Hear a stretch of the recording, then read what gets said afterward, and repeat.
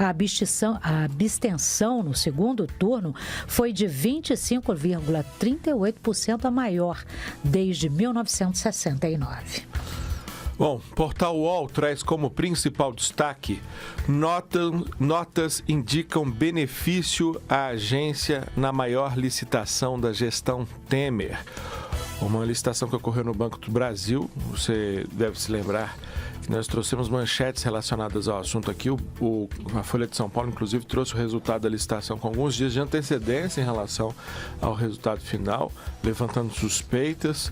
E agora aparece mais essa novidade de que algumas planilhas da Comissão de Licitação do Banco do Brasil mostram que a agência de publicidade Multisolution recebeu notas maiores do que as duas concorrentes, que, segundo os próprios julgadores, apresentaram as mesmas falhas que ela nas propostas de negócio que fizeram ao Banco do Brasil.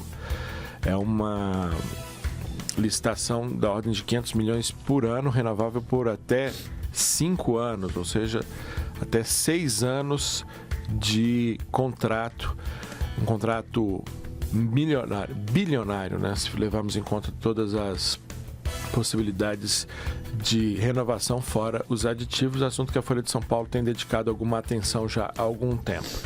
Lembrando que foi no âmbito dos contratos de publicidade, especialmente com o Banco do Brasil, que aconteceu o chamado mensalão, né? Mortes violentas no Rio têm maior taxa em 7 anos. No primeiro trimestre, o índice subiu 26% em relação ao mesmo período de 2016. Inscrições para o Enem começam nesta segunda. É outro destaque do portal UOL. E a Agência Brasil também traz o Enem como destaque. Inscrições começam hoje. Outro destaque: Macron comemora a vitória com discurso para milhares de franceses no Louvre. E também outro destaque é um vídeo, né, que em vídeo o juiz Sérgio Moro pede que manifestantes não compareçam a depoimento de Lula. Tudo o que queremos é evitar nesta data uma confusão e conflito e, acima de tudo, não quero que ninguém se machuque, é o que diz o juiz Sérgio Moro, um vídeo que está rodando aí, que ele postou nas redes sociais.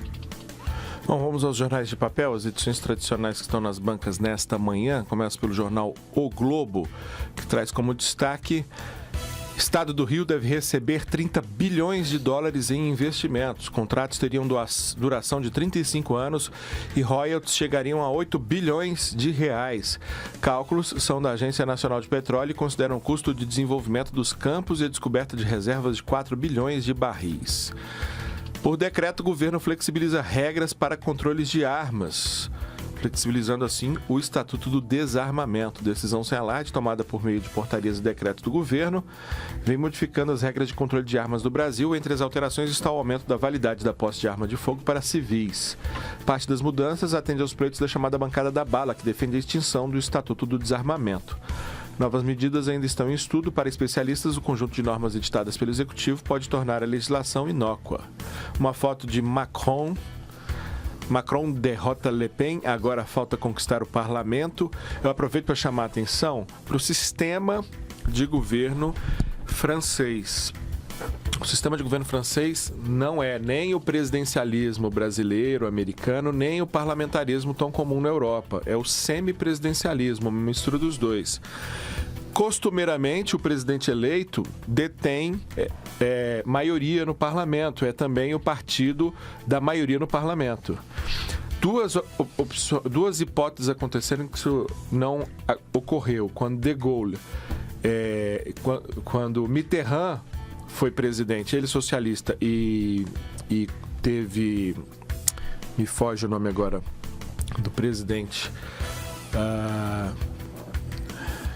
Que não era socialista, que foi o chefe do governo, foi o primeiro-ministro, e depois, quando esse outro presidente, do nome bem fácil, um nome bem comum, um nome que todos nós conhecemos da história francesa, vou me lembrar dentro de alguns instantes, foi presidente e teve Lionel Jospin como primeiro-ministro. Lionel Jospin, um fenômeno chamado coabitação, quando você tem partidos opositores, um na chefia do governo, outro na chefia de Estado.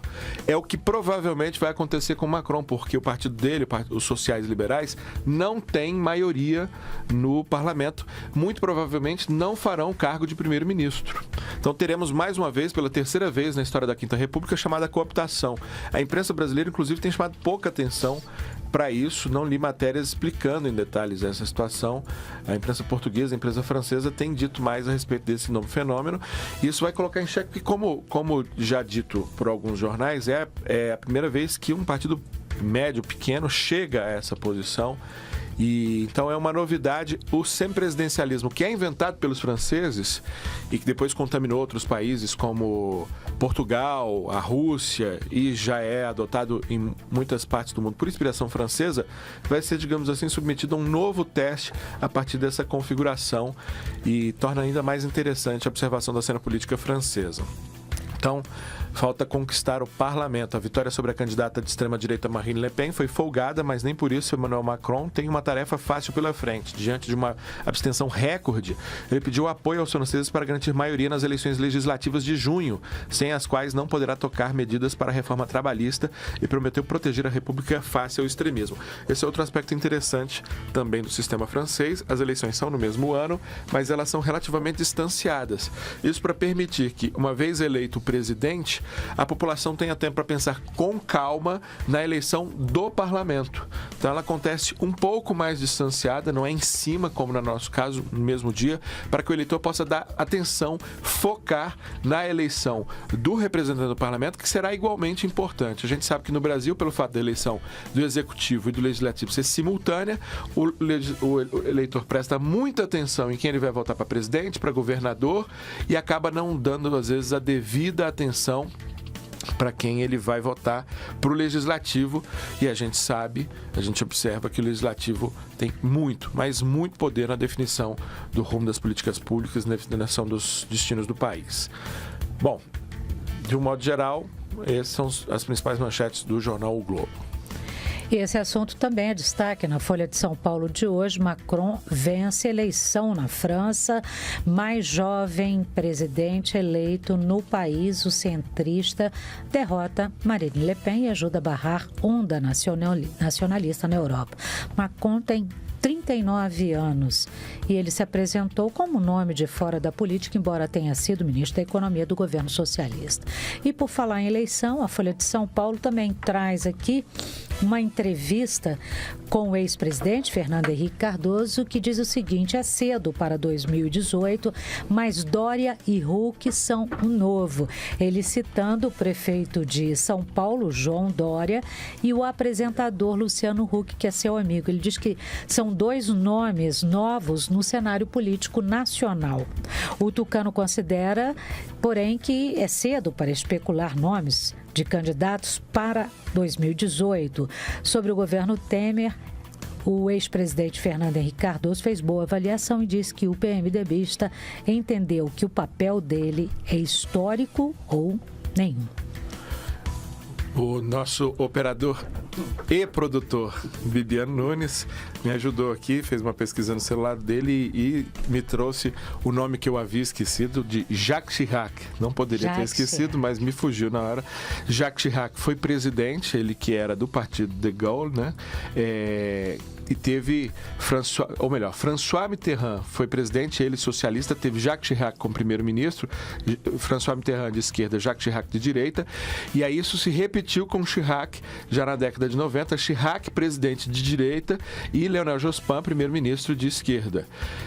Lionel Jospin quase viveu situação parecida, mas acabou não acontecendo. Nicolas Sarkozy foi um presidente com maioria, assim como François Hollande também foi um presidente com maioria. Ele tinha o primeiro-ministro do mesmo partido. Agora teremos um caso em que provavelmente Macron certamente não terá primeiro-ministro do seu partido. É muito pouco provável que tenha um primeiro-ministro do seu partido. Isso vai depender das eleições de junho, obviamente. É muito pouco provável que tenha, mas é provável que tenha maioria, porque os socialistas, tendo sido ele um ministro da economia do governo socialista, e o seu partido e os socialistas garantindo maioria na Assembleia, tenham um primeiro-ministro que seja alinhado e eles não precisem ter a chamada cooptação no sentido mais amplo, de ter presidente e primeiro-ministro que são oposicionistas. Mas isso a observar a partir das eleições dos resultados das urnas em junho. Vai ser bastante interessante observar o que vem por aí na política francesa. Vamos para o estado de São Paulo. Obrigado, viu, Bibiano? Então, lembrando, Jacques Chirac e François Mitterrand. 7h44, o estado de São Paulo destaca: Macron vence por ampla margem, barra avanço da onda populista. Centrista conquista 66% dos votos contra 33,94% da nacionalista Marine Le Pen e em discurso exorta franceses à União Nacional. Lembrando que na reta final, Macron teve apoios de peso de dentro e de fora da França. Talvez o maior deles, o próprio Barack Obama, foi à França declarar seu apoio ao candidato de centro. Comemoração corintiana ocupa quase metade da página, com uma foto do goleiro Cássio erguendo a taça. No TCU, citado na Lava Jato, relata casos de empreiteiras. Investigado por suposto recebimento de vantagens indevidas da OAS Odebrecht quando era senador, o ministro Vital do Rego conduz processos de interesse das empreiteiras no TCU. Ele atua em 5 casos como relator, com poder de determinar os rumos de auditorias e orientar julgamentos com o seu voto. Ele nega envolvimento em irregularidades.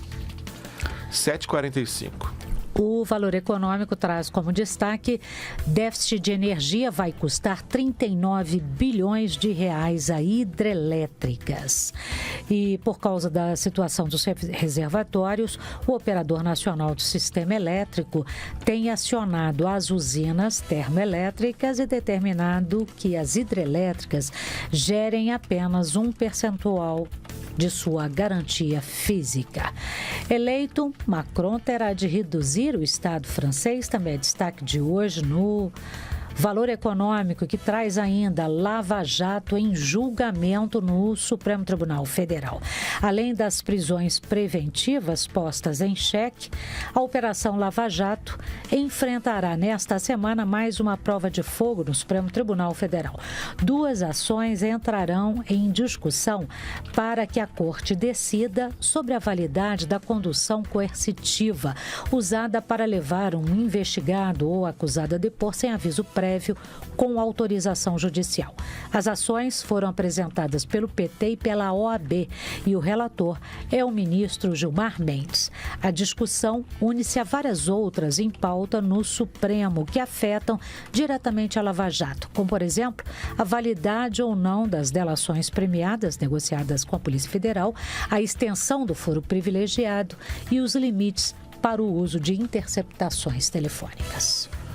7h47. Correio Brasiliense traz como principal destaque: investigações reforçam suspeita de pega na L4.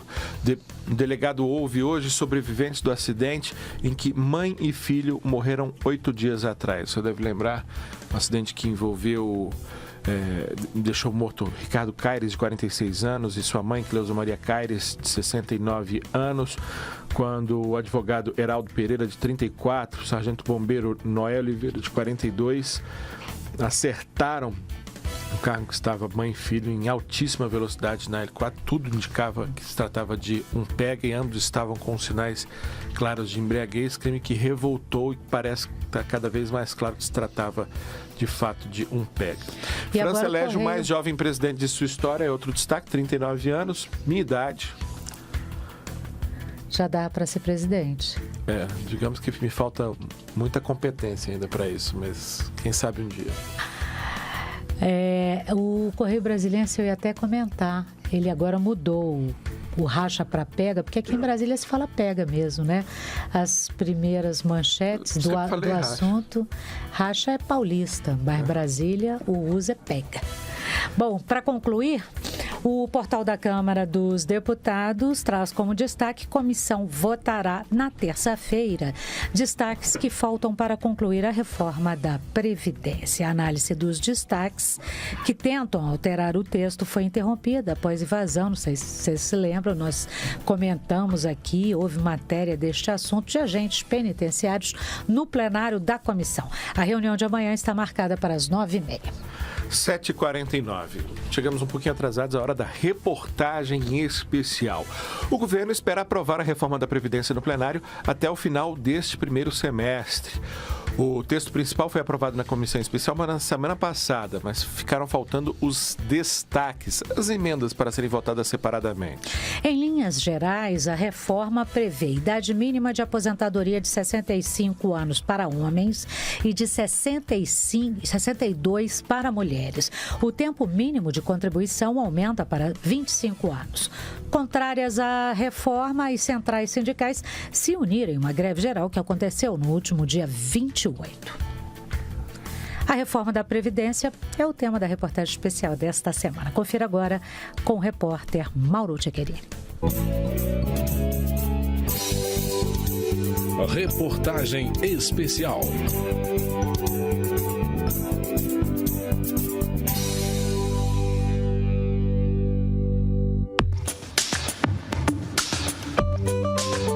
A Previdência Social existe para auxiliar e proteger os trabalhadores e seus dependentes em caso de necessidade, quando o cidadão fica impedido de trabalhar por algum motivo, seja doença, invalidez, maternidade, acidente ou idade avançada. O modelo brasileiro se baseia num pacto geracional. A contribuição dos trabalhadores da ativa financia o benefício dos que já se aposentaram. As estatísticas mostram que a população está envelhecendo. O número de aposentados deve triplicar nos próximos 30 anos. Baldur Schubert, representante da Organização Ibero-Americana de Seguridade Social, explica que o sistema brasileiro é solidário. Saúde, previdência, assistência, elas todas concorrem para o bem-estar da população, mas isso tem custo. E esse custo tem que ser partilhado por todos, em um esquema solidário. Nós, população ativa, contribuímos para aqueles que nos antecederam. Então, é um elo entre gerações. Mas aí, como a estrutura da sociedade está mudando, nós também temos que fazer as mudanças. O professor de Administração Pública da UNB, José Matias Pereira, lembra que nos últimos 20 anos, todos os governos apresentaram propostas para reformar a Previdência. Todos os presidentes, principalmente a partir da Constituição, mas já pode se incluir o governo Sarney também, fizeram reformas da Previdência, ou fizeram remendos na reforma da Previdência, foram reformas paliativas que não resolveram o problema. O que se espera nesse momento é isso, que se caminhe para uma reforma que possa ser uma reforma que possa perdurar aí 15, 20, 30 anos, até que você tenha necessidade de voltar a discutir essa questão. Já a professora de contabilidade da UNB, Diana Vaz de Lima, critica as constantes mudanças no sistema. Uma discussão que eu tive recentemente e até tenho visto agora nos meios de comunicação é uma lei de responsabilidade previdenciária. Então, o Brasil tem que encarar essa discussão, né? Os governos não podem ficar mudando esse pacto a cada vez que a conta não fechar, né? Então, apesar do regime ser solidário, existe um contrato social dos trabalhadores com o governo. Então, os trabalhadores financiam numa expectativa que não pode ser frustrada cada vez que a conta não fechar. A mais recente reforma apresentada pelo governo é a proposta de emenda constitucional 287, de 2016. O tempo mínimo de contribuição aumenta de 15 para 25 anos. E a idade mínima passa a ser de 65 anos para homens e de 62 anos para mulheres. O consultor de orçamento da Câmara, Leonardo Rolim, diz que a idade mínima para a aposentadoria já existe, mas não é obrigatória. A idade já é de 65 anos para o homem, só que ela não é obrigatória. Os trabalhadores de mais baixa renda, que não conseguem contribuir durante 35 anos, né, que passam boa parte da sua vida na informalidade, já se aposentam aos 65 anos. Agora as pessoas falam, de onde veio esse número cabalístico de 65 anos? Não tem lugar nenhum, já é hoje assim. Só que hoje é para o trabalhador mais pobre. Nós, servidores públicos, nos aposentamos a 60 o homem e 55 a mulher. Os trabalhadores da iniciativa privada que têm melhores empregos, trabalham em grandes empresas ou que são profissionais liberais, que de maior renda, esses se aposentam por tempo de contribuição. Para remover os entraves à aprovação da reforma, o governo fez alterações nas regras de transição. Pela proposta, a idade mínima para a aposentadoria será de 55 anos para homens e de 53 para mulheres, até o final de 2019. A partir de 2020, esse piso aumenta 1 ano a cada 2 anos. Isso ocorre até 2038, quando a idade mínima será de 65 anos para homens e de 62 para as mulheres. Esses números só aumentariam quando houvesse aumento também da expectativa de vida da população, medida pelo IBGE. O secretário de Previdência Social do Ministério da Fazenda, Marcelo Caetano, argumenta que não há tempo para uma transição mais suave. A população está envelhecendo muito rápido, essa questão das pessoas com cada vez menos filhos, essa geração que hoje está na faixa de 40 anos, usualmente está com poucos filhos e vai, quando vier a se aposentar, ter pouca gente para sustentar isso. A gente não tem muito tempo para fazer uma transição muito longa. O tempo de contribuição mínimo da aposentadoria por idade, que hoje é de 15 anos, vai aumentar progressivamente até chegar a 25 anos em 2040.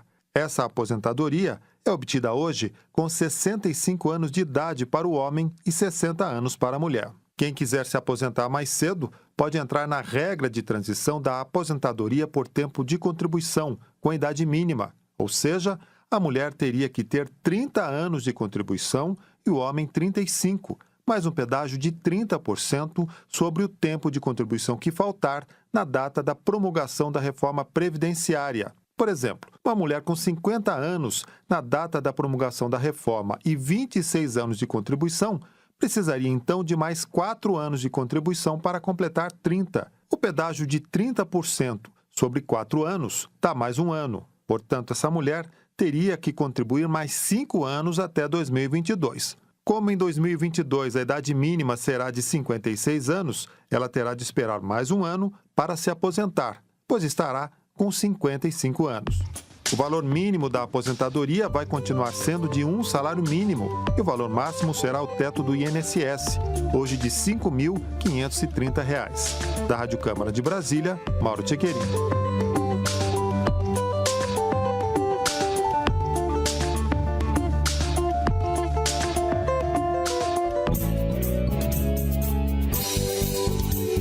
Reportagem especial.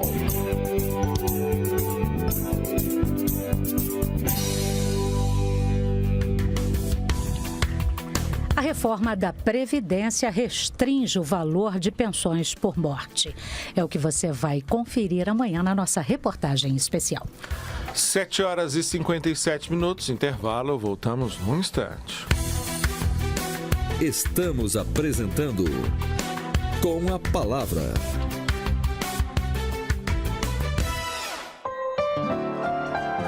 Previsão do tempo. Nesta segunda-feira, Brasília terá céu parcialmente nublado a nublado, com possibilidade de chuva isolada no período da tarde. A informação é do Instituto Nacional de Meteorologia. A temperatura mínima na madrugada foi de 16 graus e a máxima pode chegar aos 30 graus. A umidade relativa do ar vai variar entre 85% e, nos períodos mais quentes, 40%. O INMET emitiu estado de alerta referente a um acumulado de chuvas para as regiões do Cariri, Seridó, Agreste e litoral paraibano. Para Pernambuco, também há risco de chuvas fortes nas regiões da Mata, Agreste e litoral do estado. Votações, debates, discursos, homenagens. Acompanhe ao vivo o trabalho de seus representantes direto do plenário Ulisses Guimarães, de segunda a sexta. O programa De Olho nas Comissões traz os detalhes sobre as audiências públicas e os projetos que estão nas diversas comissões da Câmara. Quem explica são os próprios deputados. Às segundas e terças, em 3 horários: 10h30 da manhã, 11h30 e 12h30. E uma versão maior do programa em 2 outros momentos: segunda, às 8h45 da noite e terça, às 6h30 da manhã. Eu sou Cláudio Ferreira e espero você. Ideias transformam o mundo. Projetos de lei, medidas provisórias e propostas de emenda constitucional podem transformar a sua vida. Acompanhe essas discussões em tempo real. Siga a Rádio Câmara no Twitter. www.twitter.com/Rádio Câmara. Câmara é notícia. Informação imparcial, ao vivo. Sempre os diferentes lados sobre a mesma questão. O que acontece e o que vai acontecer no parlamento. Ouça, acompanhe. De segunda a sexta, em 3 edições. Às 9 da manhã, 1h30 da tarde e às 9 da noite. Câmara é notícia. Jornalismo com credibilidade. Rádio Câmara. A sintonia da informação. ZYC 488, 96,9 MHz. Rádio Câmara Brasília.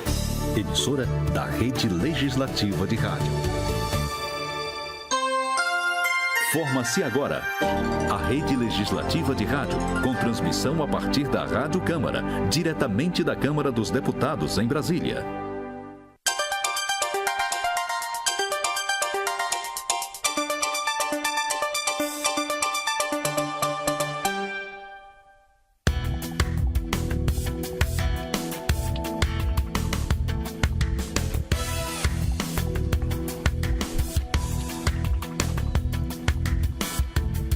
Em Brasília, 8 horas em ponto desta segunda-feira, 8 de maio de 2017. Muito bom dia para você que acompanha o programa Com a Palavra pela Rádio Câmara, direto da capital federal. Muito bom dia para você também que nos ouve pela Rede Legislativa de Rádio. Bom, você sabe que até às 9 horas, Elisabel Ferrich e eu, Lincoln Macário, levamos até você as reportagens da equipe da Rádio Câmara e alguns dos principais debates que ocorrem no âmbito do Congresso Nacional. Na primeira hora do programa, você já ficou sabendo que os deputados começam uma semana com nada menos que 8 medidas provisórias aguardando votação em plenário. Ficou sabendo também que audiências públicas aqui na Câmara dos Deputados, a partir de amanhã, vão discutir proibição de limite de franquia da banda larga e o jogo Baleia Azul. Bom, a bancada do Amazonas quer votar mais uma vez a medida provisória do novo refis na comissão especial, porque acredita que o relatório aprovado prejudica a Zona Franca de Manaus. E o que o deputado Paulo Pimenta falou que os vetos do presidente Michel Temer destruíram o projeto que prevê novas normas de segurança para as casas noturnas. Nas entrevistas do programa de hoje, daqui a pouquinho você vai ouvir o conselheiro editorial da revista eletrônica da Câmara dos Deputados, a revista do programa de pós-graduação da Câmara, Antônio Barros. A Elege está com a 22ª edição já na rua e o Antônio Barros vai nos trazer aí um resumo de todos os temas que são abordados nesta revista científica que tem galgado posições cada vez melhores nos índices de qualificação e de certificação das publicações científicas. Tem se tornado cada vez mais referência no ambiente acadêmico de estudos sobre política, especialmente. E vamos conversar também com o consultor legislativo da Câmara, Adilson Nunes Lima. Ele é especialista em direito tributário e tributação e autor do estudo técnico Renúncias Fiscais da União. A publicação já está disponível na Biblioteca Digital da Câmara. 8h02. Avança na Câmara o projeto que concede anistia aos policiais capixabas envolvidos naquelas manifestações no início do ano, naquela greve branca. Foi capitaneada, na verdade, pelas mulheres dos policiais. Repórter Leilane Gama nos conta. Comissão de Segurança Pública e Combate ao Crime Organizado aprovou por unanimidade o projeto de lei que anistia bombeiros e policiais envolvidos em paralisações no Espírito Santo. A proposta ainda tem que passar por 2 comissões antes de ir ao plenário. O projeto é de autoria do deputado Alberto Fraga, do Democratas do Distrito Federal, e tem por objetivo beneficiar mais de 700 policiais militares do Espírito Santo. Desta forma, eles deixariam de ser processados ou punidos por terem participado no início do ano de movimentos para reivindicar melhores salários e condições de trabalho. Na ocasião, os familiares dos militares se reuniram e impediram que eles saíssem dos quartéis para trabalhar. Atualmente, pela lei, os policiais militares não podem se sindicalizar ou fazer greve. Para Alberto Fraga, a expulsão dos policiais sem direito à ampla defesa é injusta. São profissionais que são impedidos de se manifestar. São operadores da segurança pública que não podem dizer o que é que está acontecendo com sua categoria. E quando as esposas, cansadas de sofrer, cansadas de estar passando fome e sem a devida atenção do Estado, resolvem se manifestar e mostrar ao país o que é que está acontecendo, vem uma punição, vamos dizer assim, de expulsar da instituição aqueles profissionais da segurança pública. Espero que o projeto, ao vir para o plenário, seja aprovado como foi outros projetos de anistia. Eu acho que não se trata de impunidade, trata-se de uma questão justa. O projeto tramita em conjunto com mais 2 projetos de lei que também defendem a anistia aos policiais militares do Espírito Santo. A Comissão de Relações Exteriores e de Defesa Nacional será a próxima a receber o projeto, que em seguida segue para a Comissão de Constituição e Justiça. A proposição também está sujeita à apreciação do plenário. Da Rádio Câmara de Brasília, Leilane Gama.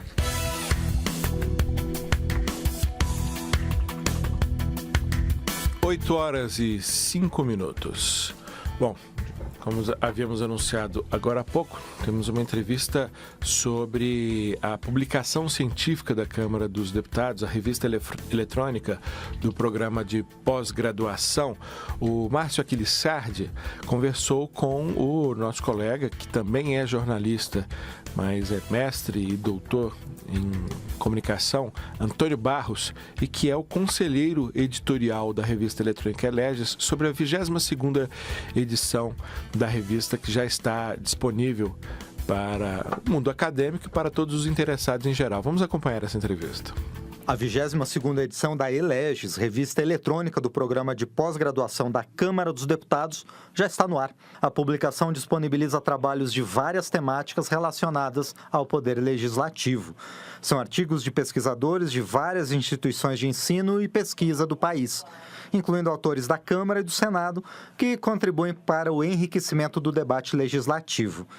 Para detalhar essa edição mais recente, nós vamos conversar agora com o conselheiro editorial da publicação, nosso colega Antônio Barros. Barros, obrigado em primeiro lugar por atender ao nosso convite. Obrigado Márcio. Boa tarde a você e a todos os ouvintes. Pois é, Barros, a Eleges chega à 22ª edição.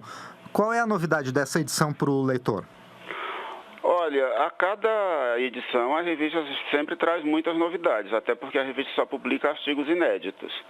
A revista já tem uma certa trajetória, já está no 9º ano de publicação. No início eram números semestrais, agora são quadrimestrais. E a cada edição a gente sempre tem novidades, porque os artigos são todos inéditos. Pois é, Antônio Barros, no seu editorial, que apresenta a revista, você comenta sobre o artigo do Gustavo Reis Sabag, que analisou o período de 2007 a 2010 e concluiu que a agenda parlamentar está focada em temas secundários. Isso pode ser considerado um alerta para essa atual legislatura, Barros? Eu acho que não só para essa, mas para outras, tem as anteriores também. Tem vários artigos que mostram isso, que o legislativo não consegue, ou seja, a agenda prioritária, a agenda primária é a agenda do executivo. Isso é praticamente um consenso nos estudos recentes sobre a atuação do legislativo brasileiro, não só nessa legislatura, mas em legislaturas anteriores. Tem vários levantamentos aí de cientistas políticos renomados que comprovam isso. A agenda do legislativo em si, ela acaba ficando em segundo plano em função da urgência, da prioridade, consentida, nesse caso, pelo próprio Poder Legislativo para a agenda do Executivo. Sim, perfeito. E que outros temas a gente pode destacar nessa edição? Olha, tem estudos sobre legislativos municipais, da Carla Cimara Luciana, uma pesquisadora de fora. A revista tem incentivado, e a gente acolhe, esses artigos são bem-vindos, porque a proposta da revista não é tratar só do Congresso Nacional, mas de todos, dos legislativos de todos os níveis, né, inclusive municipais e estaduais. E os legislativos estaduais e municipais, eles são exatamente pouco estudados. O Legislativo Federal em si, o Legislativo como objeto de estudo, ele é precário no meio acadêmico. O grande tema da ciência política são as eleições, os partidos e a agenda do Poder Executivo. O Poder Legislativo ele é um tema periférico, se você considerar a ciência política brasileira de modo geral. E os legislativos estaduais e municipais, menos ainda. Então, quando esses artigos chegam, a gente fica, de certa forma, até satisfeito, porque a gente não pode esquecer que o legislativo municipal é muito importante, o legislativo estadual também. Pois é, e traz também muita diversidade, né? Porque eu imagino a diferença de temas que são debatidos entre de um para outro legislativo municipal, por exemplo, pelo tamanho da cidade, pela região em que o município fica e por alguns outros fatores também, não é, Barros? A composição. Tem estudos que mostram, por exemplo, que analisam, por exemplo, a presença das mulheres nesses legislativos estaduais e municipais, e as diferenças são muito grandes. Outros estudos analisam, por exemplo, os instrumentos de controle de participação social, por exemplo. Se considera que os legislativos mais fortes são aqueles que têm os estaduais e os municipais, né? São aqueles que têm comissão de fiscalização financeira e controle, né? Para fiscalizar o Poder Executivo municipal ou estadual. E há umas tendências recentes também de valorizar, de observar as câmaras municipais e as assembleias legislativas que já criaram comissão de legislação participativa, né? Que é um indicador de abertura para a sociedade, de interface para a sociedade. Então, esses estudos comparativos, eles são muito importantes exatamente para você ter uma visão das disparidades, das desigualdades, das diferenças que existem nesses legislativos, principalmente nos municipais. Os estaduais, como são 27, né, 26 estaduais e um distrital, eles tendem a seguir um padrão, porque é mais fácil um copiar o outro, né? Os legislativos municipais das capitais seguem a mesma tendência, mas os legislativos do interior, os pequenos, que são mais de 5 mil, né, câmaras municipais, existem estudos que analisam o portal dessas instituições. As ferramentas são muito precárias, principalmente quando se pensa em termos de interface com o cidadão, com a sociedade. Perfeito. Bom, nós estamos conversando com o Antônio Barros, nosso colega aqui da Câmara dos Deputados, que é integrante do Conselho Editorial da revista Eleges, que é uma publicação eletrônica do programa de pós-graduação da Câmara dos Deputados. Barros, e na sua avaliação, de que forma o Eleges pode contribuir para o enriquecimento desse debate legislativo, tanto aqui em nível federal quanto nos estados e municípios? Olha, a Eleges tem fomentado muitas pesquisas por aí afora, principalmente se a gente associar a Eleges com um evento anual que a pós-graduação da Câmara promove, que é a jornada de pesquisa. Muitos autores de universidades de fora comparecem a essa jornada, conhecem a revista, se interessam e depois mandam os textos. É importante a gente destacar bem que é uma revista de uma instituição legislativa, mas é uma revista científica que segue todo o protocolo científico.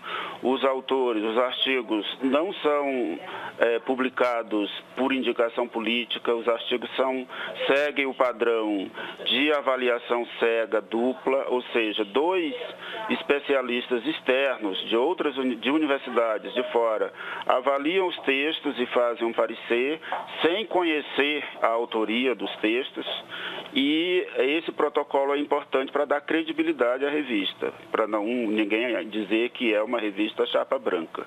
Uma outra coisa muito importante é que a revista já está numa fase de amadurecimento, porque como ela foi criada, pouco conhecida ainda, praticamente só havia autores, servidores, pesquisadores da Câmara e do Senado. Atualmente nós já temos uma participação bem expressiva de pesquisadores, inclusive doutores de universidades de fora. Já temos uma boa quantidade de textos de professores, doutores, doutorandos e mestrandos de vários programas de pós-graduação do Brasil afora. Já temos de todas as regiões, inclusive da região norte, que só conta com um programa de pós-graduação em ciência política. É importante dizer também que, apesar da revista ser classificada na área de ciência política pelo sistema de qualificação da CAPES, o sistema Qualis, mas a revista acolhe textos sobre todas as temáticas relacionadas ao poder legislativo, não só de ciência política, de administração pública, de economia, de finanças públicas, de participação política, de educação política. A proposta da revista é ser bem plural e abrangente, desde que o tema tenha alguma interface com o legislativo, seja legislativo municipal, estadual, federal, como também os tribunais de contas, o federal, os estaduais e alguns municipais também. E acolhe muitos textos de pesquisadores das chamadas escolas dos legislativos, né? Que são as escolas montadas, criadas pelas assembleias, as câmaras municipais, a Câmara e o Senado, para formar pessoal especializado em poder legislativo. Pois é, Barros, isso que você falou nessa sua resposta é bastante interessante, né? Porque mostra a evolução da Eleges desde a primeira até essa edição atual, que é a edição de número 22. A gente pode traçar uma evolução histórica da revista nesse período? Sim, a revista tem crescido muito. No início eram artigos dos alunos do CEFOR. Aí depois foi progredindo. Hoje nós já temos muita gente de fora, as pesquisas estão amadurecendo, os temas são mais... nós já publicamos, inclusive, de alguns autores internacionais. Então, a revista tem projeto também de crescer para entrar nas plataformas acadêmicas relevantes, e um desses requisitos que são exigidos é a publicação do conteúdo em idiomas estrangeiros. Então, para que a revista também pretende ser uma referência sobre o legislativo, não só no Brasil, mas também na América Latina, fazer interlocução com pesquisadores de outros países. Então, já está em andamento uma proposta para que a gente consiga traduzir o conteúdo da revista para inglês e espanhol. Perfeito, mas e essa característica virtual, eletrônica dela se mantém? Se mantém, ela já nasceu eletrônica e pretende se manter eletrônica, porque o impresso é muito caro e o eletrônico é mais barato e facilita muito mais a circulação e o acesso. E com a publicação dos artigos em inglês e espanhol, isso amplia também o acesso, a possibilidade de um pesquisador da América Latina, um servidor do legislativo da América Latina ou de outra parte do mundo que tenha interesse em estudar, em conhecer as pesquisas feitas sobre o legislativo no Brasil, na América Latina. Especialmente, a revista tem essa proposta, a vocação da revista é essa, até porque, no caso das grandes revistas brasileiras, não existe uma especializada em poder legislativo. A Eleges é a primeira que tem essa proposta. Existem outras revistas de escolas de legislativos estaduais, mas não com um alcance menor, que publicam produção das próprias casas, né? A Eleges é um pouco mais ecumênica, um pouco mais aberta e tem exatamente essa proposta de se internacionalizar. Perfeito. Nós estamos conversando com Antônio Barros, que é integrante do Conselho Editorial da Eleges, que é a revista eletrônica do programa de pós-graduação da Câmara dos Deputados. Pois é uma revista eletrônica, né, como a gente falou na pergunta e resposta anterior. E como é que as pessoas interessadas nas pesquisas legislativas podem acessar, então, a Eleges? Basta, a Eleges está fora do portal da Câmara, né? Mas basta digitar a revista Eleges pelo Google, qualquer forma, que aparece o link para a revista. A revista já está indexada em todas as plataformas de busca. Perfeito, muito bem. Então a gente conversou com Antônio Barros, nosso colega aqui do CEFOR, do Centro de Formação e Capacitação da Câmara dos Deputados, integrante do Conselho Editorial da Eleges, a revista eletrônica do programa de pós-graduação da Câmara dos Deputados. Barros, mais uma vez, obrigado por estar aqui conosco, obrigado por conversar com a gente sobre a Eleges, essa publicação tão importante que faz análise e pesquisa sobre a produção legislativa, o trabalho legislativo. Eu que agradeço. 8h19, rápido intervalo e já voltamos. Estamos apresentando Com a Palavra.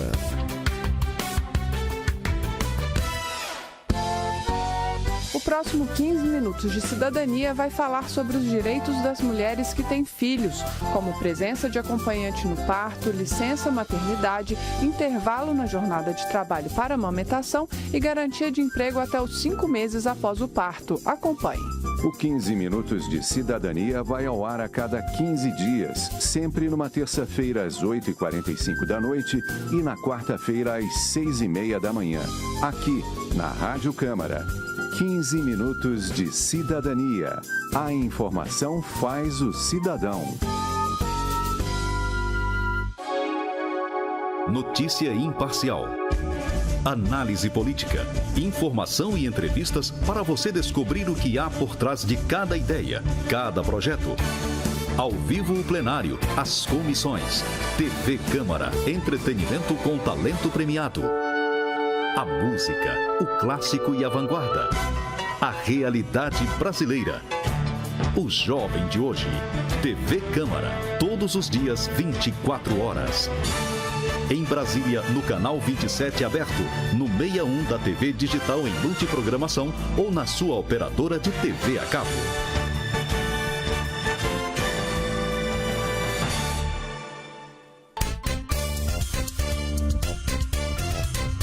Sexta-feira é dia de feijoada, no seu prato e no seu rádio. Porque todas as sextas, a partir das 2 da tarde, o programa Feijoada Completa está no ar. Muita informação e aquele tempero musical que você já conhece. Entre os ingredientes, política, economia, cultura, viagens, tecnologia e o principal, a sua participação. Então fique ligado, a feijoada do seu prato você escolhe. A feijoada do seu rádio é por nossa conta. Feijoada Completa. Todas as sextas, a partir das 2 da tarde, ao vivo, aqui na Rádio Câmara. Os cuidados com o bebê começam antes do nascimento. Não há tratamento específico para a microcefalia. Existem ações de suporte que podem auxiliar no desenvolvimento do bebê e da criança. Como cada criança desenvolve complicações diferentes que podem ser respiratórias, neurológicas ou motoras, o acompanhamento por diferentes especialistas vai depender das funções do bebê que ficarem comprometidas. O futuro do seu bebê depende de cuidado e atenção. Olá, eu sou Humberto Martins e convido você para participar do Fator de Risco, o seu programa semanal de informações e dicas de saúde. E envie sugestões de temas e críticas para o e-mail programa Fator de Risco, tudo junto, @gmail.com. E lembre-se, a gente se encontra quarta às 8h45 da noite ou toda quinta às 6h30 da manhã. Eu espero você aqui na Rádio Câmara.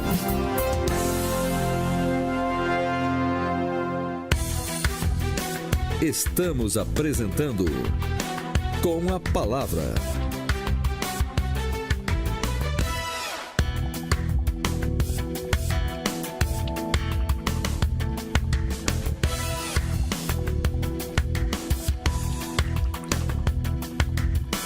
8h22. A Comissão de Defesa dos Direitos da Pessoa com Deficiência da Câmara realizou uma audiência pública para discutir os problemas enfrentados pelos autistas nas escolas. A deputada Carmen Zanotto afirmou que a comissão vai enviar um pedido de esclarecimento ao Ministério da Educação para acompanhar se as mudanças previstas na lei estão sendo implementadas no Enem e nas escolas. Repórter Carla Alessandra. Participaram da reunião representantes do Ministério da Educação, do Movimento Orgulho Autista do Brasil e do Instituto Federal de Brasília. O autismo é um transtorno global do desenvolvimento que se caracteriza pelo comprometimento na socialização, nas habilidades de comunicação e no comportamento social. Vander Gonçalves da Silva Júnior, estudante autista, reclama que o MEC não está preparado para realizar provas adequadas para pessoas com transtorno. O Ministério da Educação trata o transtorno do espectro autista como se ele não existisse, porque a legislação assegura uma prova em formato pedagógico acessível, ou seja, se baseia no diagnóstico médico do estudante, para que assim se provenha uma avaliação adequada à sua condição biológica e à sua condição de fala na sua correção da redação. Então, nem na prova objetiva e nem na prova dissertativa houve o respeito da legislação vigente. A diretora de Políticas de Educação Especial do MEC, Patrícia Neves Raposo, reconhece que no caso dos autistas ainda há muito a ser feito, mas garantiu que o MEC tem trabalhado na inclusão de cada vez mais pessoas com deficiência no ensino regular. A inclusão é um processo também que é longo, de toda a vida escolar do aluno. Nós temos hoje o maior quantitativo de alunos do espectro autista incluídos em classes comuns do ensino regular, com atendimento educacional especializado e com apoio de programas e ações do Ministério da Educação, especialmente em salas de recursos multifuncionais, com atendimento educacional especializado. A diretora de ensino do Movimento Orgulho Autista do Brasil, Viviane Guimarães, lamentou que muitas vezes os alunos vão para as escolas, mas por falta de formação dos professores e de estrutura da escola, não participam das atividades da turma. Não é fácil fazer inclusão. Realmente você saber o que você deve ensinar, como que você deve ensinar, porque quando a gente trata do autismo, existe uma gama muito grande. Então você tem o autista mais leve, você tem o moderado e você tem o severo.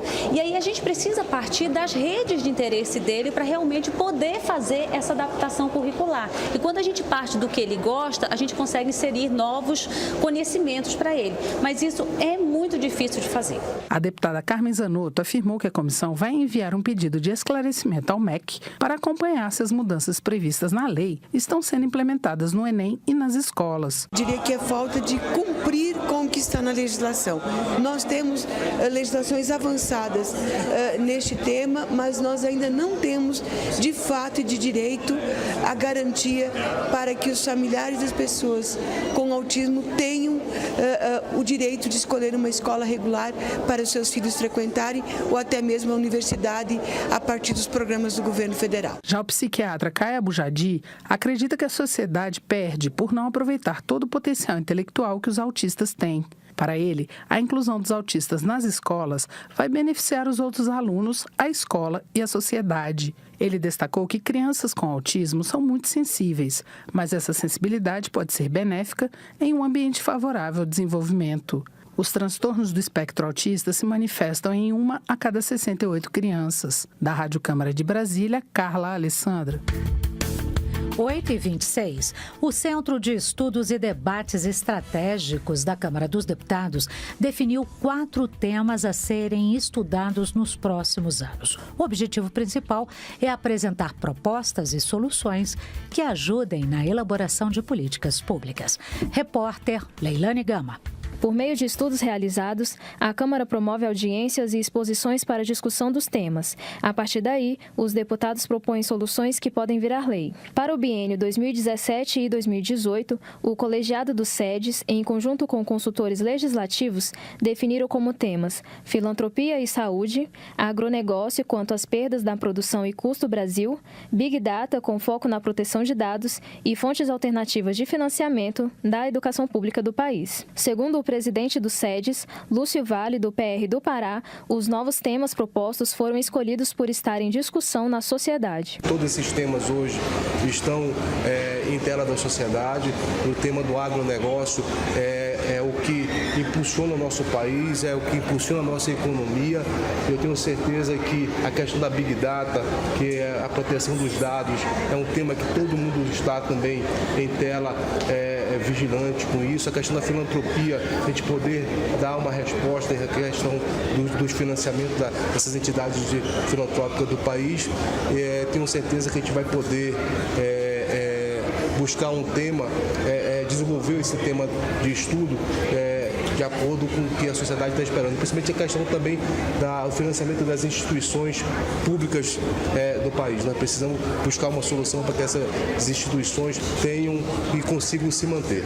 Durante o biênio 2015 e 2016, o SEDES desenvolveu pesquisas nas áreas de mobilidade urbana, transporte para escoamento de produtos agrícolas, segurança hídrica e envelhecimento populacional. Continuam em andamento mais 2 trabalhos, um sobre segurança pública, com o objetivo de apresentar diagnóstico e soluções dos principais problemas da área, e um outro estudo sobre desenvolvimento regional por meio de parcerias com instituições de ensino superior. Durante a reunião, na qual membros do SEDES e consultores legislativos definiram o tema, o deputado Lúcio Vale se comprometeu a iniciar os estudos sobre docência no Brasil assim que concluído o estudo sobre desenvolvimento regional, previsto para ser entregue até o mês de novembro.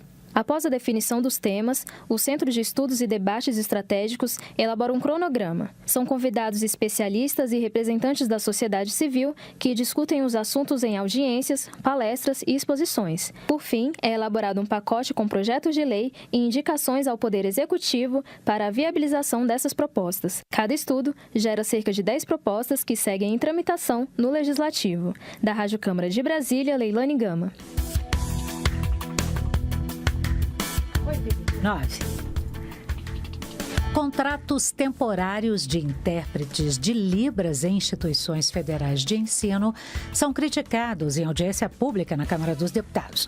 Vamos saber quais são as queixas com a repórter Jorge Moraes. Profissionais que atuam nessa área reclamaram das condições de trabalho e da falta de enquadramento dos intérpretes contratados como técnicos em audiência pública da Comissão de Defesa dos Direitos das Pessoas com Deficiência.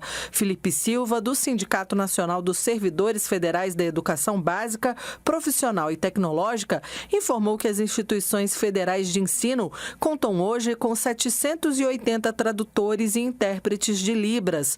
Ele criticou a portaria do Ministério da Educação, que permite a contratação temporária de profissionais com nível superior e salários maiores do que os intérpretes de Libras, que já desempenham as funções, mas não têm o enquadramento exigido pela lei. E o MEC cria uma portaria com um profissional de nível superior, mas ele não situa esse profissional. Não trabalha a carreira D, que está lá em curso hoje nas instituições federais, não trabalha a questão da carreira do nível E, que também está nas universidades públicas federais, mas cria uma portaria para fazer um atendimento que nós que estamos aqui hoje como intérprete de Libras sabemos que não vai atender.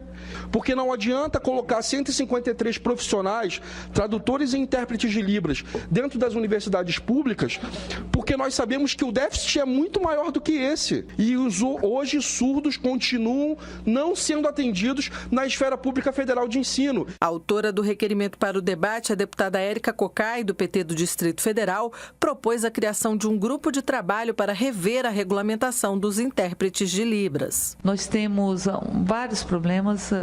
Esse problema do contrato temporário, e o MEC deveria rever essa decisão para que pudesse fazer uma discussão mais aprofundada. E você contrata os trabalhadores temporários, sem que você dê solução aos que estão trabalhando de forma, digamos, ilegal ou em não conformidade com a própria legislação. Nós precisamos estabelecer jornadas, mas é muito importante que nós possamos adequar e consertar essas lacunas. Webster Cassiano, coordenador geral de recursos humanos dos Institutos Federais de Ensino Superior do Ministério da Educação, informou durante a audiência que o pedido por profissionais temporários é emergencial e tem o objetivo de atender a demanda imediata dos institutos federais. Ele destacou ainda que a exigência de nível superior para os intérpretes está no Estatuto da Pessoa com Deficiência. Linair Martins, da Secretaria de Educação Continuada, Alfabetização, Diversidade e Inclusão do Ministério da Educação, disse que o MEC estuda uma maneira de oferecer formação aos profissionais que já atuam como intérpretes de Libras, mas ocupam cargos técnico-administrativos em educação e não cumprem as exigências legais do Estatuto da Pessoa com Deficiência. O Estatuto exige nível superior com habilitação prioritariamente em tradução e interpretação em Libras para quem atuar em salas de aula dos cursos de graduação e pós-graduação. Da Rádio Câmara de Brasília, Geórgia Moraes.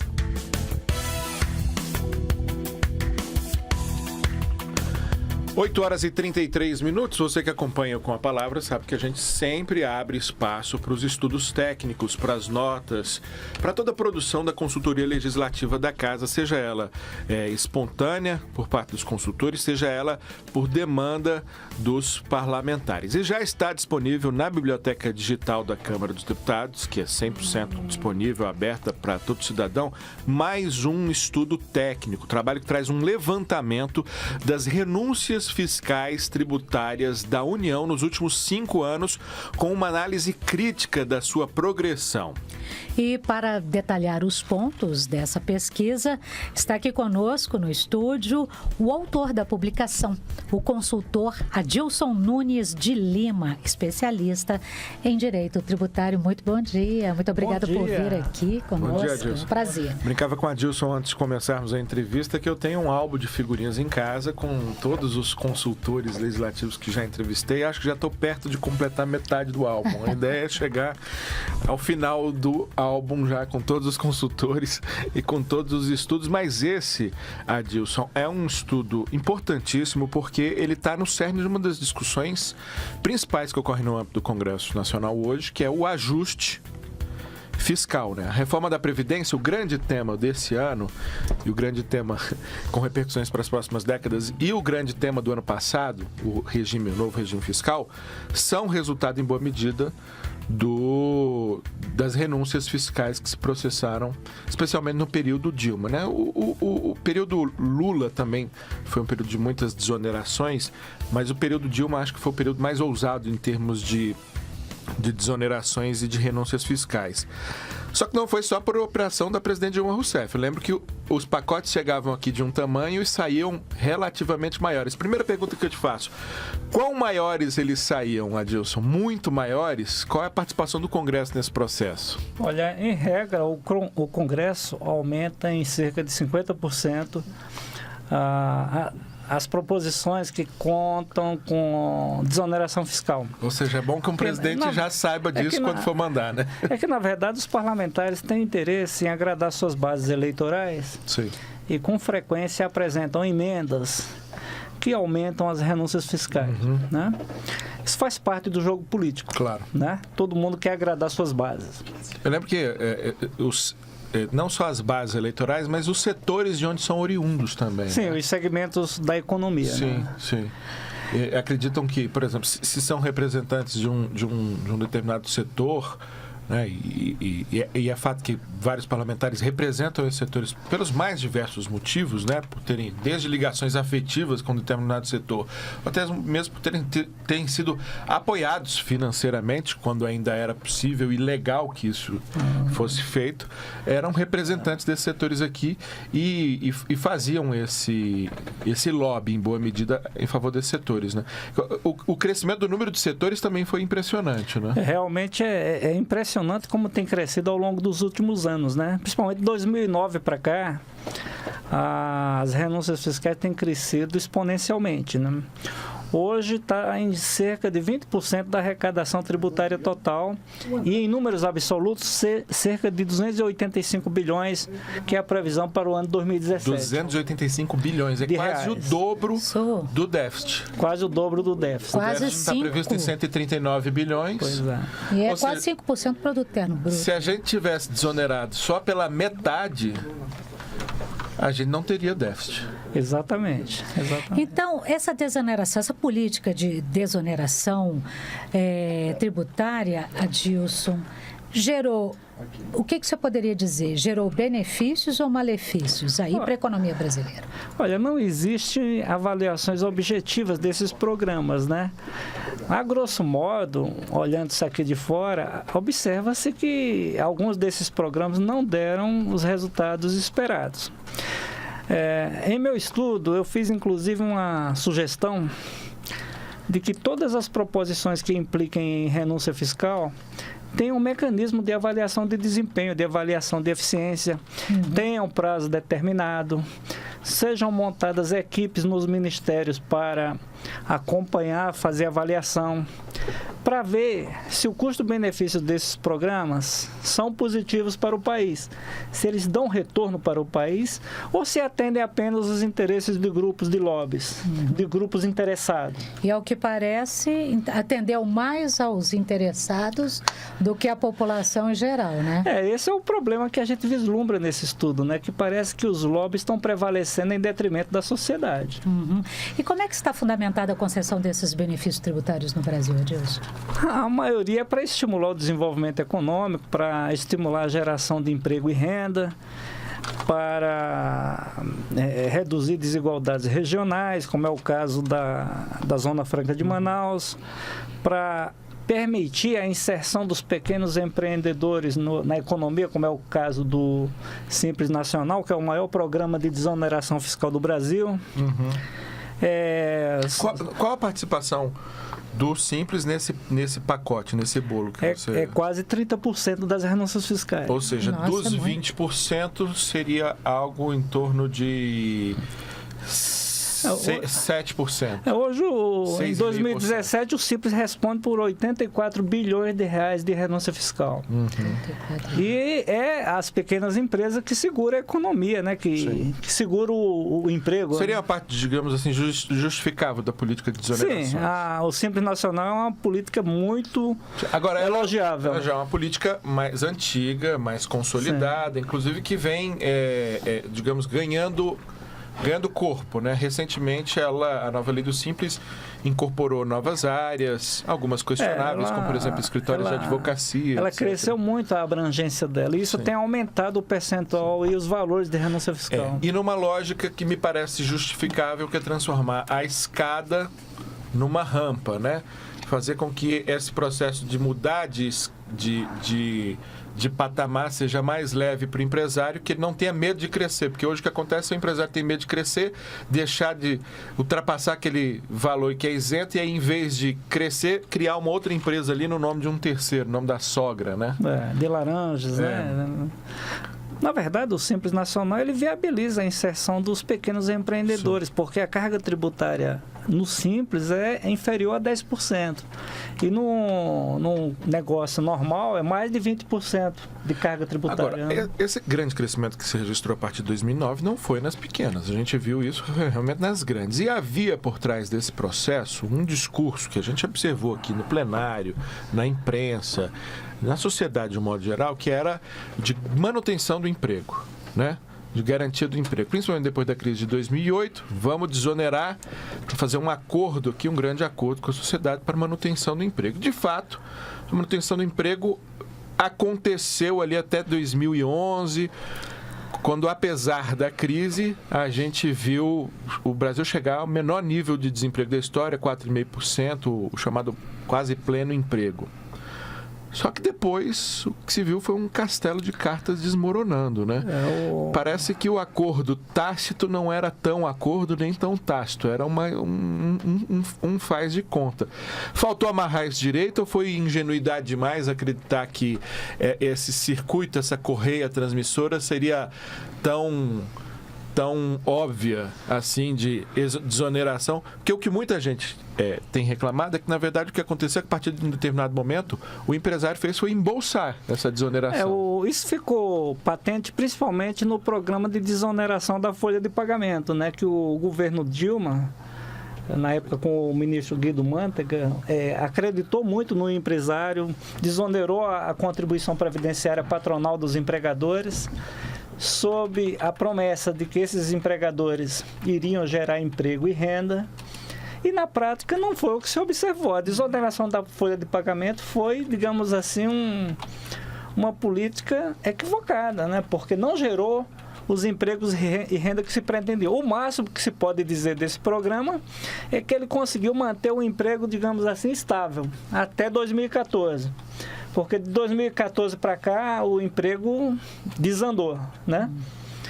Então, qual seria então, Adilson, o caminho para o governo conseguir o cumprimento da meta fiscal 2017, colocar a economia de volta nos trilhos? O que seria necessário? Passar um pente fino nessas desonerações? Sem dúvida precisa fazer uma reavaliação de todos esses programas, né, para ver o que realmente compensa manter. A própria desoneração da folha de pagamento já está sendo enxugada e está sendo reduzida drasticamente, né? E outra coisa que chama muita atenção, principalmente agora que se fala em reforma da Previdência, é que 151 bilhões de renúncias fiscais de 2017 se referem a contribuições sociais, ou seja, são contribuição previdenciária, PIS, COFINS e contribuição social sobre o lucro líquido, né? Então, é um dado alarmante, assim, porque se fala tanto em déficit de previdência e por que o governo abre mão de 151 bilhões de reais de contribuições sociais? 151.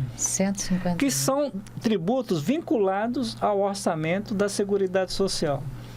Essa é uma crítica muito dura das organizações sociais, porque não tem sentido se falar em déficit de previdência e se abrir mão de tantos recursos carimbados, recursos que constitucionalmente são destinados à Seguridade Social.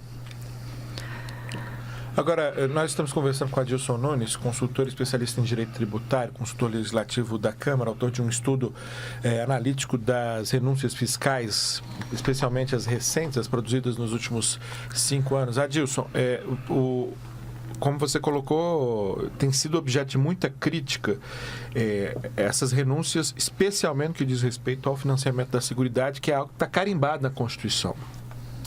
Mas a política pública toda fiscal tem sido construída em cima de um cenário de renúncias. Ou seja, ela não tem sido construída em cima do que a Constituição diz, mas em cima do que a política temporária de renúncias, porque suponho seja uma política temporária, a Constituição, se a gente prevê permanente, a política de renúncias é algo temporária.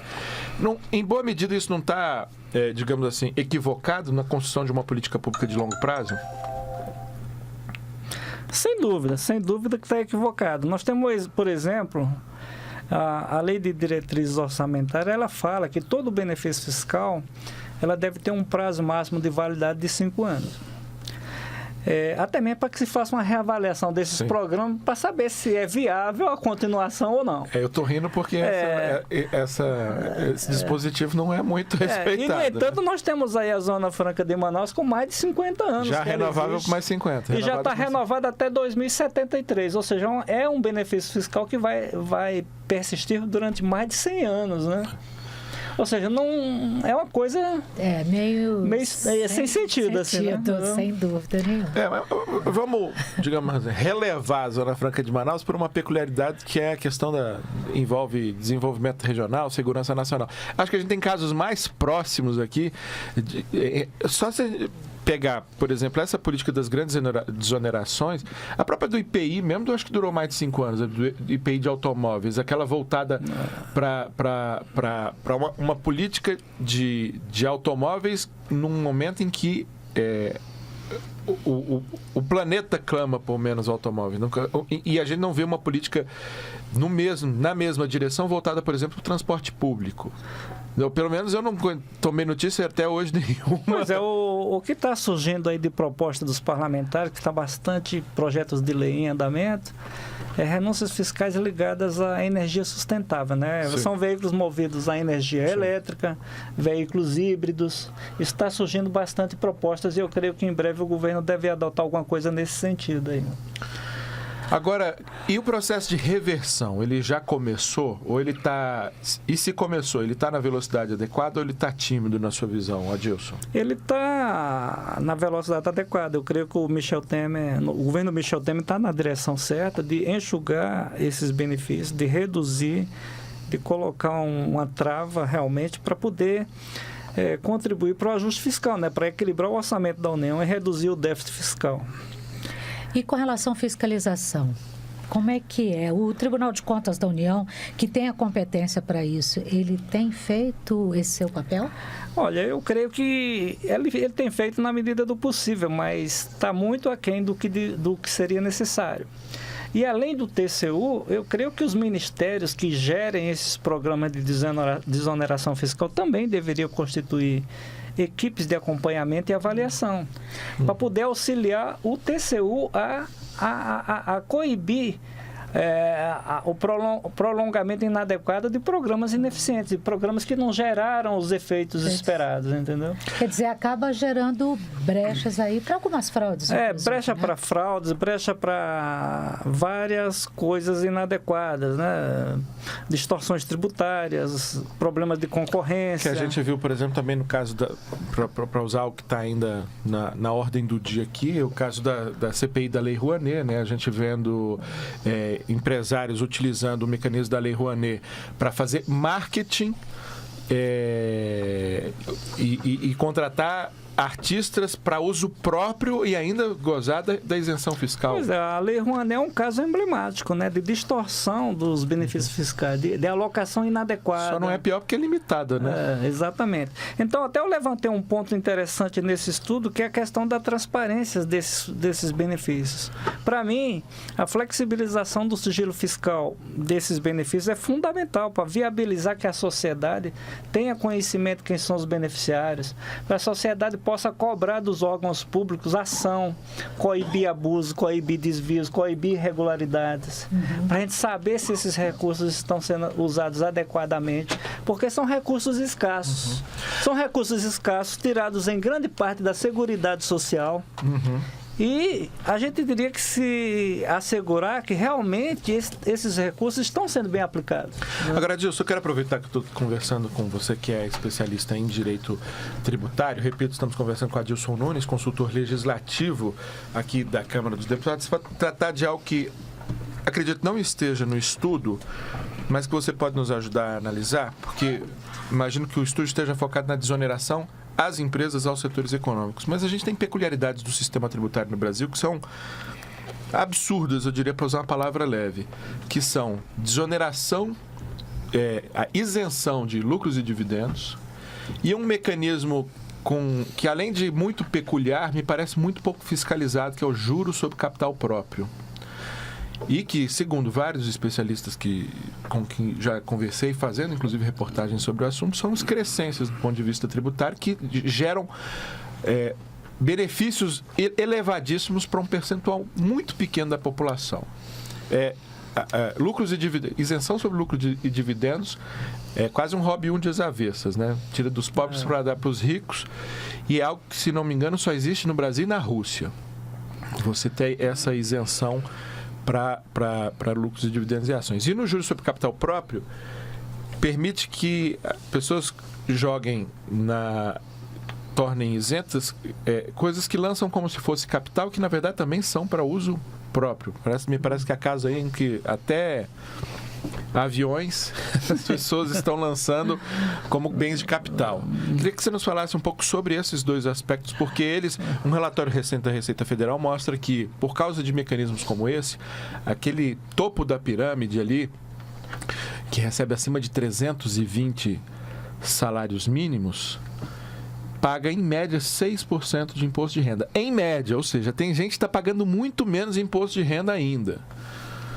Pois é, o problema é que lucros, a isenção sobre lucros e dividendos e de juros sobre capital próprio é difícil de implementar, porque quem são os beneficiários desses incentivos são justamente quem manda nesse país. São os empresários, são os financiadores de campanha, são os bancos, são os grandes investidores, enfim, são o povo que financia a política. Então, essa é uma bandeira, digamos assim, de esquerda. Mas nem o governo Lula, que supostamente era de esquerda, conseguiu implementar algo nesse sentido. E muito menos agora nesse governo do presidente Michel Temer, que é muito mais alinhado ao grande capital, aos financiadores. Então, quando você fala em acabar com essa isenção, esse pessoal que manda nesse país dá um pulo, eles não querem nem saber dessa história, entendeu? Isso aí é bandeira de trabalhador, de assalariado. Não é bandeira de empresário, de investidor. Agora, me parece que tem um segundo elemento aí, que é o fato de que a população, o assalariado, nem sabe desses mecanismos, né? Nem sabe que eles existem. Sim, mas a gente, por exemplo, que a gente que é servidor público, a gente que é funcionário público, a gente sabe, né, que isso existe, é uma distorção grave do sistema tributário, uma injustiça fiscal grave, mas que nenhum governo teve coragem de enfrentar para corrigir essa distorção. Eu continuo achando que repousa em boa medida até na falta de desinformação, até nossa, da parcela que supostamente deveria ser mais bem Inclusive, como é seu nome? Lincoln. Lincoln. É muito comum os deputados apresentarem projetos de lei de desoneração fiscal, dando benefício fiscal. É isenção, é redução de alíquota. É muito comum. Só que, em regra, eles não apresentam as contrapartidas para equilibrar o orçamento da União, porque a lei de responsabilidade fiscal, ele exige. Você não pode criar um benefício fiscal sem dar contrapartida em aumento de receitas para equilibrar o orçamento. Porque a lei, ela é clara. Você só pode dar um benefício se você tiver de onde tirar esse recurso. Exato. Normalmente, eles querem fazer média com suas bases eleitorais, eles não apresentam a contrapartida exigida pela lei de responsabilidade fiscal, né? Entendeu? Mas, como é que agora eu perdi um pouco o raciocínio? Mas isso é importante que eles entendam que a lei de responsabilidade fiscal precisa ser respeitada. Parece que joga só para a plateia, né? Eles apresentam aquele projeto. Quer fazer bonito com o eleitorado dele, quer fazer uma graça, quer, né, entendeu? E aí, o eleitorado não sabendo disso, quer dizer, o parlamentar fica bem, né? Bem na fita, às vezes, a gente tem sugerido, em alguns casos, já que eles não apresentam essas contrapartidas, eu mesmo já apresentei algumas vezes, pô, deputado, por que o senhor não apresenta o fim da isenção da distribuição de lucros e dividendos, que iria arrecadar uma grana muito legal, um recurso muito legal para a União aí, e seria mais do que suficiente para contrabalançar a sua ideia aí de desoneração fiscal. Mas quando você fala isso, pô, os caras, não, pelo amor de Deus, eu vou dar um tiro no pé. Porque o meu eleitor, ninguém gosta de pagar tributo. O empresário, menos ainda, né? Então fica aqui, pô, como que eu vou compensar? Porque o eleitorado gosta de desoneração, ele não gosta de pagar tributo, né? Então, tem esse impasse aí na parte da iniciativa legislativa, né? Perfeito. Bom, eu quero agradecer muitíssimo, mais uma vez, nosso colega Adilson Nunes, consultor legislativo, especialista em direito tributário, autor do estudo sobre as renúncias fiscais dos últimos 5 anos, que já está disponível na biblioteca digital, o endereço é bd.câmara.leg.br. Você encontra lá renúncias tributárias da União nos últimos 5 anos, análise crítica da sua progressão. O título correto qual que é, Adilson? Renúncias fiscais da União. Perfeito. Você encontra facilmente, tanto pelo nome do autor como pelo título da matéria. E não só esse, mas todos os outros estudos técnicos da consultoria legislativa também estão disponíveis no site da consultoria. Adilson, foi um prazer, muitíssimo obrigado.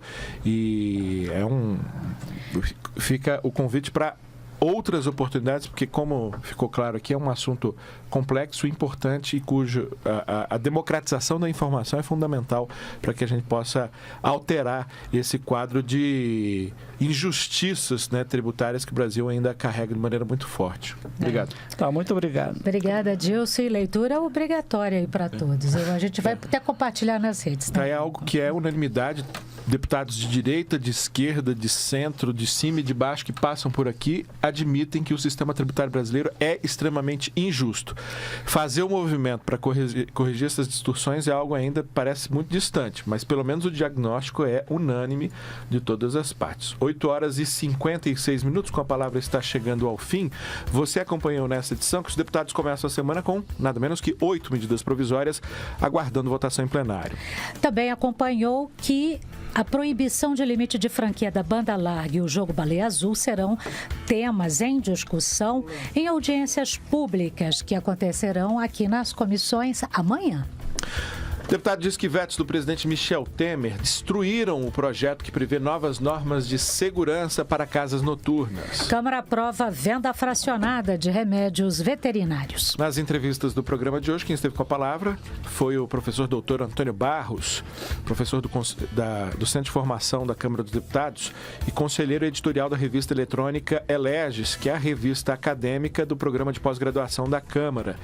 Ele conversou conosco sobre a 22ª edição da Eleges, que já está disponível na internet com vários temas relativos ao legislativo. Essa revista que tem se tornado cada vez mais referência para os estudos políticos na academia brasileira.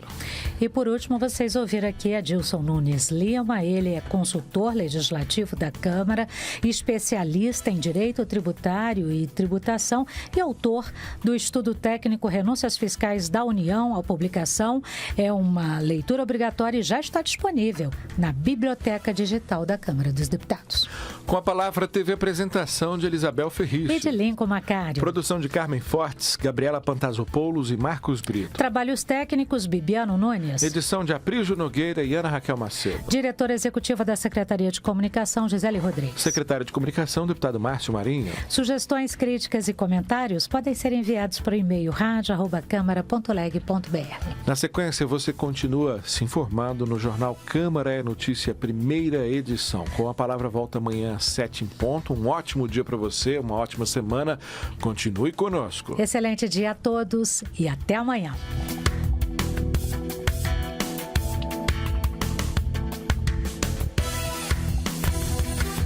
Você acabou de ouvir Com a Palavra. ZYC 488, 96,9 MHz. Rádio Câmara Brasília, emissora da Rede Legislativa de Rádio. O governo espera aprovar a reforma da Previdência no plenário da Câmara até o final deste primeiro semestre. Depois, ela ainda passará pelo Senado. A proposta de emenda à Constituição precisa de 3/5 dos votos em cada uma das duas casas. Em linhas gerais, a reforma prevê idade mínima de aposentadoria de 65 anos para homens e de 62 para mulheres. O tempo mínimo de contribuição aumenta para 25 anos. A reforma da Previdência é o tema da reportagem especial. Eu sou Mauro Tchequerini e espero você. Reportagem especial é apresentada toda semana a partir de segunda-feira em 3 horários. Às 7h40 da manhã no programa Com a Palavra, às 11 da noite e às 3 da manhã. Você também pode conferir a série completa no site da Rádio Câmara. Acesse www.radio.câmara.leg.br. Notícia imparcial. Análise política, informação e entrevistas para você descobrir o que há por trás de cada ideia, cada projeto. Ao vivo o plenário, as comissões. TV Câmara, entretenimento com talento premiado. A música, o clássico e a vanguarda. A realidade brasileira. O jovem de hoje. TV Câmara, todos os dias, 24 horas. Em Brasília, no canal 27 aberto, no 61 da TV digital em multiprogramação ou na sua operadora de TV a cabo.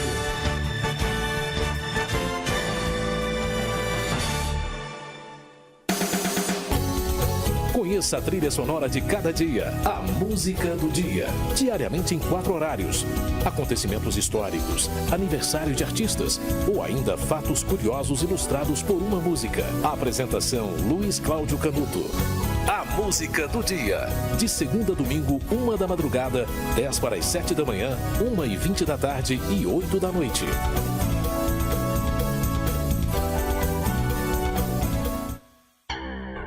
Ideias transformam o mundo. Projetos de lei, medidas provisórias e propostas de emenda constitucional podem transformar a sua vida. Acompanhe essas discussões em tempo real. Siga a Rádio Câmara no Twitter, www.twitter.com/Rádio Câmara. O próximo 15 Minutos de Cidadania vai falar sobre os direitos das mulheres que têm filhos, como presença de acompanhante no parto, licença maternidade, intervalo na jornada de trabalho para amamentação e garantia de emprego até os 5 meses após o parto. Acompanhe. O 15 Minutos de Cidadania vai ao ar a cada 15 dias, sempre numa terça-feira às 8h45 da noite e na quarta-feira às 6h30 da manhã, aqui na Rádio Câmara. 15 Minutos de Cidadania. A informação faz o cidadão.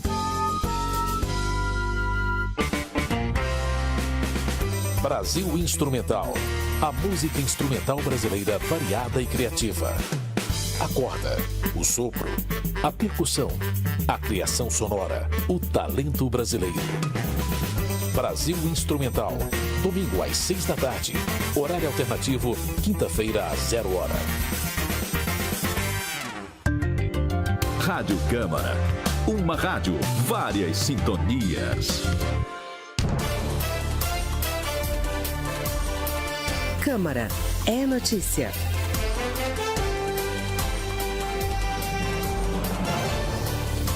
Em Brasília, 9h03. Bom dia, hoje é segunda-feira, 8 de maio de 2017. Começa agora o jornal Câmara é Notícia e estes são os destaques de hoje. Deputados começam a semana com 8 medidas provisórias, aguardando votação em plenário. Proibição nos limites de franquia da banda larga e jogo Baleia Azul serão temas de audiências em comissões amanhã. Bancada do Amazonas quer que votação do novo refis seja feita novamente em comissão especial. Deputado diz que vetos de Temer destruíram um projeto que prevê novas normas de segurança para casas noturnas. 8 medidas provisórias que estão no fim do prazo de validade aguardam votação no plenário da Câmara. Algumas são polêmicas, como as que mudam os limites de parques nacionais no Pará e outra que trata de regularização fundiária no país. Os detalhes da pauta da semana com a repórter Dini Moraes. 8 medidas provisórias que estão no último mês de vigência aguardam votação do plenário da Câmara. 2 tratam de mudanças de limites em parques nacionais no Pará, o que na prática pode autorizar atividades como agricultura em algumas áreas de preservação. As outras tratam de redução de salários dos trabalhadores para evitar demissões, permissão para cobrar preços diferenciados nos cartões de débito e crédito, pagamento extra para os peritos do INSS revisarem benefícios como auxílio-doença e aposentadoria por invalidez, mudança na organização de ministérios, refinanciamento de dívidas das empresas com a União e regularização de terras. O plenário também precisa terminar de votar a proposta que permite que estados superendividados fiquem 3 anos sem pagar o que devem ao governo federal e mais 3 anos com parcelas reduzidas, desde que cumpram exigências como vender empresas públicas. O texto principal já foi votado, mas falta apreciar pedidos de mudanças que os partidos fizeram. Pedidos também polêmicos. Um deles, por exemplo, pode retirar a proibição de reajustar salários do funcionalismo. O deputado Lelo Coimbra, do PMDB do Espírito Santo, líder da bancada de apoio ao governo Michel Temer, fala sobre o que considera prioridades. A negociação das dívidas dos estados com a União, faltam 5 destaques, precisam ser superados e conclusos.